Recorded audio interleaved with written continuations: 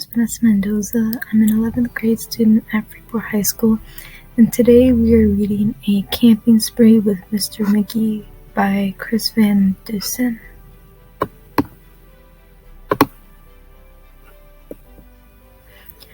Early one morning at 7:03, Mr. McGee and his little dog, Dee, packed up the camper and hitched up the load, hopped in the Rambler, and then hit the road. They drove to the mountains, far from the sea, for 2 nights of camping, or possibly 3. "There's nothing like camping," said Mr. McGee. "I know you will love it, just you wait and see. The views are fantastic, there's hardly a sound. Aside from the wildlife, there's no one around. And the air is so sweet, you'll sleep like a log," said Mr. McGee to his small spotted dog. A few hours later, they took a sharp right and found a great spot to lay camp for the night.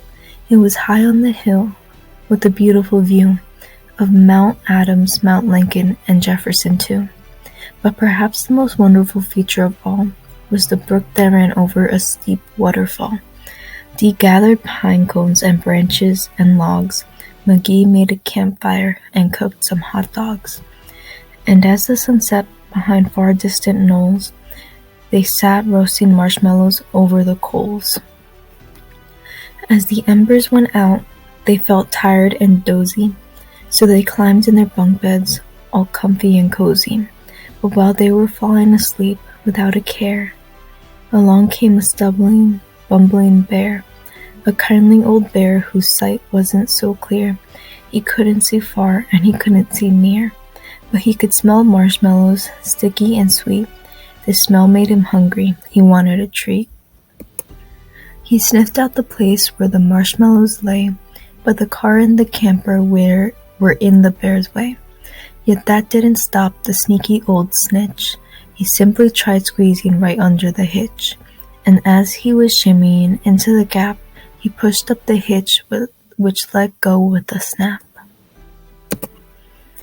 Now that the camper and car were untied, they started to roll down the rocky hillside.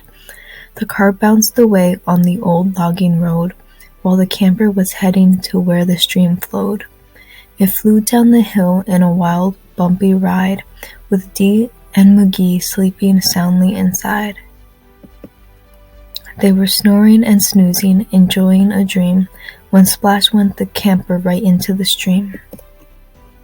The splash shook the camper. They bumped out of bed.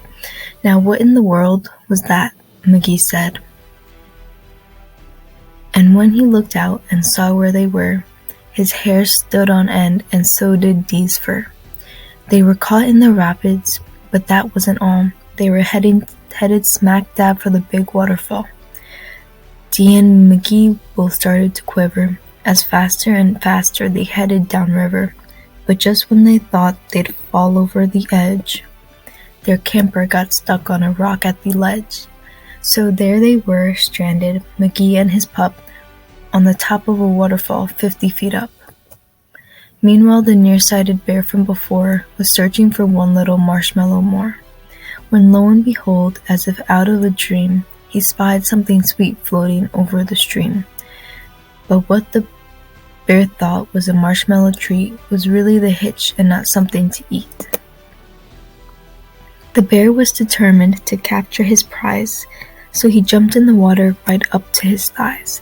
He splashed through the stream to the edge of the fall and snatched up the trailer hitch, camper and all. Dee felt a tug. McGee heard a knock, as the bear pulled the camper right off of the rock. He dragged them both all the way back to the bank, when he realized the hitch was not sweet, but quite rank. He spit out the hitch and left in dismay, while McGee and Dee's camper again rolled away. It flew down the path with a jolt and a jar, and stopped in some bushes right next to the car. Dee popped her head out. McGee looked out too. Had they really stopped rolling? Could it be true? At last things were quiet and peaceful and still. They hooked up the hitch and drove off down the hill.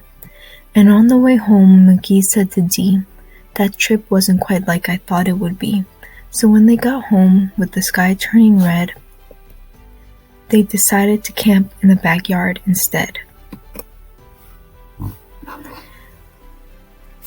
My name is Vanessa Mendoza, and I'm an 11th grade student at Freeport High School. I hope you enjoyed the book. Hope you have a great day.